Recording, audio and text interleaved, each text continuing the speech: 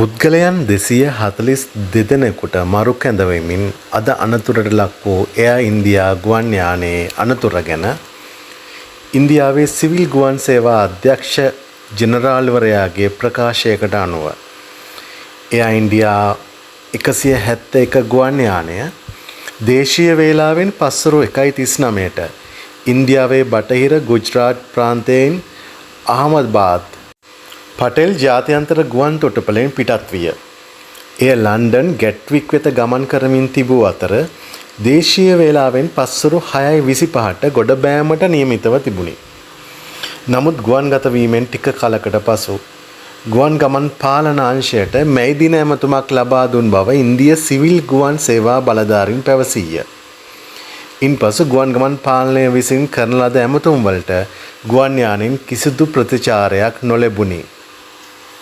ධාවනපතේ 23න් පිටත් වූ වහාම ගුවන් යානය ගුවන් තොටුපළ ප්‍රදේශයට මදක් ඔබ්බෙන් වූ ප්‍රදේශයකට කඩා වැටිනි.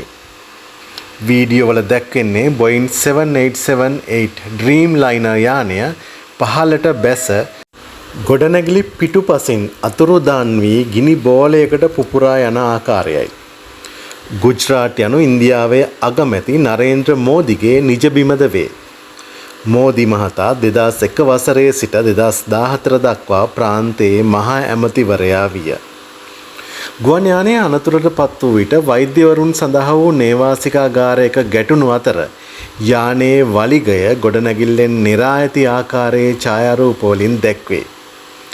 පහත සුන්බුන් වලින් පිරුණු වීදියේ ගලවා ගැනීමේ සේවකයන් ගිනිදැල් නිවා දැමීමට සහ පිලිස්සුණු සුන්බුන් අතර දිවි ගලවාගත් අය සෙවීමට ඉක්මන් විය.